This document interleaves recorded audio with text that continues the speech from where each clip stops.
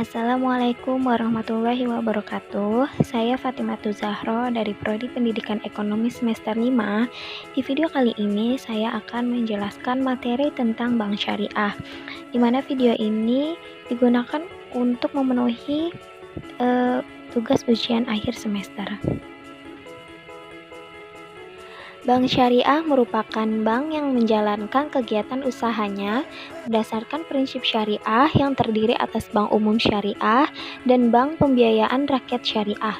Usaha pembentukan sistem ini didasari oleh larangan dalam agama Islam untuk memungut maupun meminjam dengan bunga atau yang disebut dengan riba, serta larangan investasi untuk usaha-usaha yang dikategorikan haram, di mana hal ini tidak dapat dijamin oleh sistem perbankan konvensional. Persaingan usaha antar bank yang semakin tajam dewasa ini telah mendorong munculnya berbagai jenis produk dan sistem usaha dalam berbagai keunggulan kompetitif. Dalam situasi seperti ini, bank umum konvensional akan menghadapi persaingan baru dengan kehadiran lembaga keuangan maupun bank non-konvensional. Fenomena ini ditandai dengan pertumbuhan lembaga keuangan dan bank dengan sistem syariah. Lalu fungsi bank syariah itu ada 4. Yang pertama, fungsi manajer investasi. Yang kedua, fungsi investor. Yang ketiga, fungsi sosial. Dan yang keempat, fungsi jasa keuangan. Perkembangan bank syariah di Indonesia. Saat ini sistem perekonomian Islam mengalami perkembangan yang cukup pesat dan menjadi objek kajian dan penelitian kalangan barat. Sistem syariah ini telah terintegrasi dan berinteraksi dengan sistem perekonomian dunia. Sistem perbankan syariah tidak lagi hanya dimonopoli dan diklaim sebagai sistem perbankan negara-negara Islam. Sejarah dari bank syariah di Indonesia itu sendiri karena masyarakat Indonesia yang mayoritas Islam, namun belum ada bank yang tercermin pada bank-bank Timur Tengah.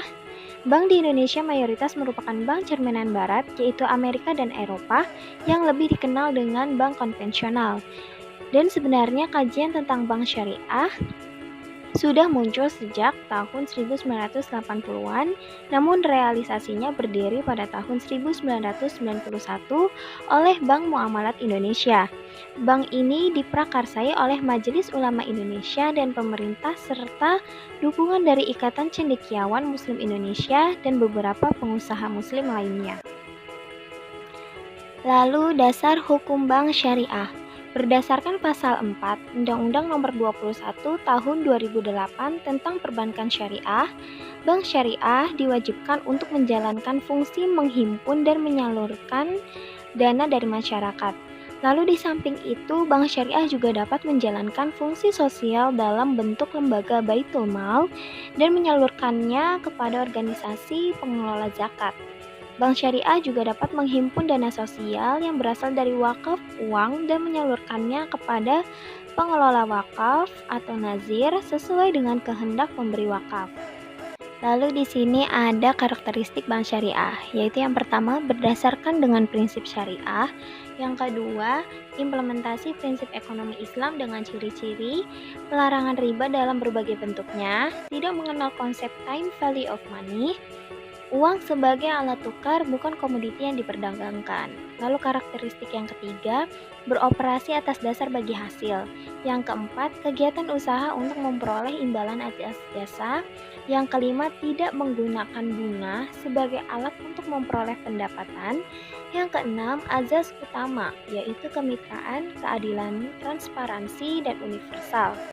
Dan yang ketujuh, tidak membedakan secara tegas sektor moneter dan sektor real. Prinsip bank syariah ada 5. Yang pertama prinsip wakalah, yang kedua prinsip kafalah, yang ketiga prinsip hawalah, dan yang keempat prinsip syarf, dan yang kelima prinsip ijarah. Lalu apa sih kegiatan usaha bank syariah? Kegiatan usaha bank syariah yaitu yang pertama penghimpun dana, penyaluran dana, jasa pelayanan, dan berkaitan dengan surat berharga, lalu lintas keuangan dan pembayaran, lalu berkaitan dengan pasar modal, investasi, dana pensiun, dan kegiatan usaha sosial. Prinsip-prinsip dalam menghimpun dana bank syariah. Penghimpunan dana di bank syariah dapat berbentuk giro, tabungan, dan deposito. Prinsip-prinsipnya yaitu yang pertama, prinsip wadiah atau simpanan.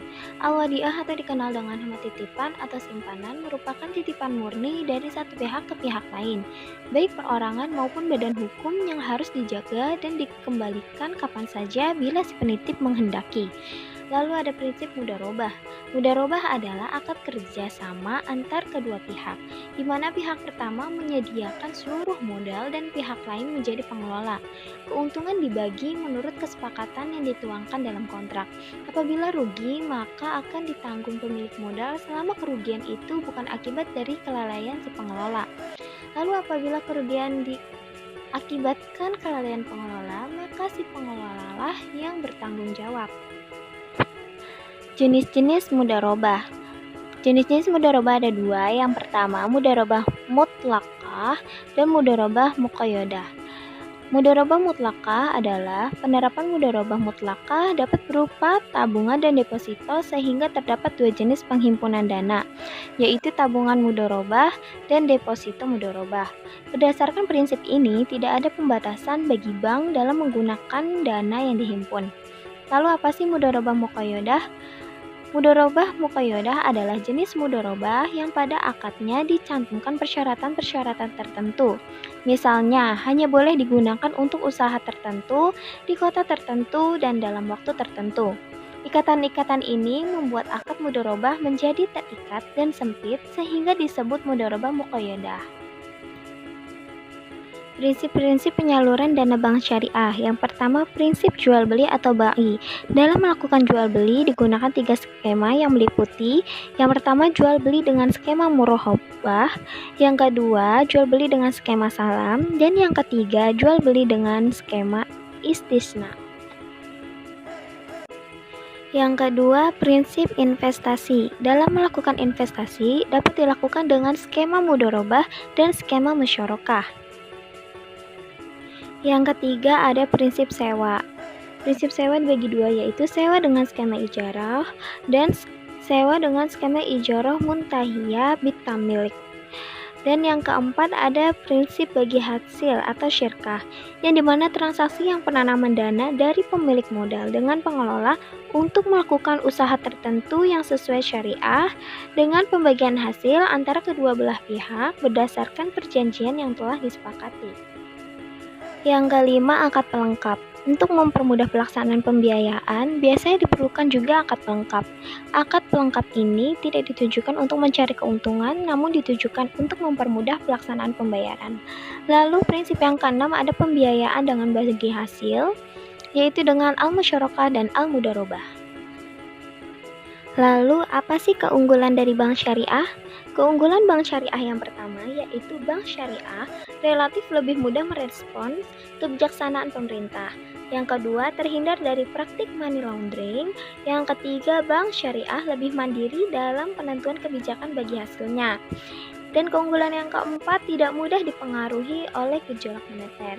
Dan yang kelima, mekanisme bank syariah didasarkan pada prinsip efisiensi, keadilan, dan kebersamaan. Lalu apa sih kelemahan bank syariah? Kelemahan bank syariah yaitu yang pertama, jaringan kantor bank syariah belum luas. Yang kedua, sumber daya manusia bank syariah masih sedikit. Yang ketiga, pemahaman masyarakat tentang bank syariah masih kurang. Yang keempat, kekeliruan penilaian proyek berakibat lebih besar daripada bank konvensional. Nah, kesimpulan dari bank syariah yang kita bahas tadi, dari uraian kita sepakati bahwa perbankan Islam adalah lembaga keuangan yang menjalankan aktivitas perbankan konvensional murni yang tidak sama sekali ada kaitannya dengan kegiatan keagamaan yang akan menimbulkan kontradiksi apabila terjadi sebuah kesalahan. Maka agama Islam termasuk di dalamnya umat Islam itu akan tersalahkan. Namun dalam kegiatannya, perbankan Islam tidak boleh menyimpang dari landasan dan prinsip-prinsip Islam itu sendiri, karena timbulnya perbankan Islam adalah untuk menyempurnakan dari sistem sosialis dan konvensional yang bukan saja berorientasi pada profitabilitas, tapi juga bagaimana perbankan Islam itu sendiri mengedepankan mengedepankan etika dan moral dalam berbisnis di dunia perbankan dan dapat menciptakan sebuah kegiatan perbankan yang efisien dan efektif, yaitu yang bebas dari riba, gharar, nasyir, dan lain-lain, sehingga dapat berimplikasi pada pembangunan ekonomi, kesejahteraan rakyat, menciptakan pasar ekonomi yang sehat, dan menghilangkan paradigma zalim. Terima kasih untuk yang sudah menonton video pembahasan saya. Semoga video ini bermanfaat buat kalian semua. Wassalamualaikum warahmatullahi wabarakatuh.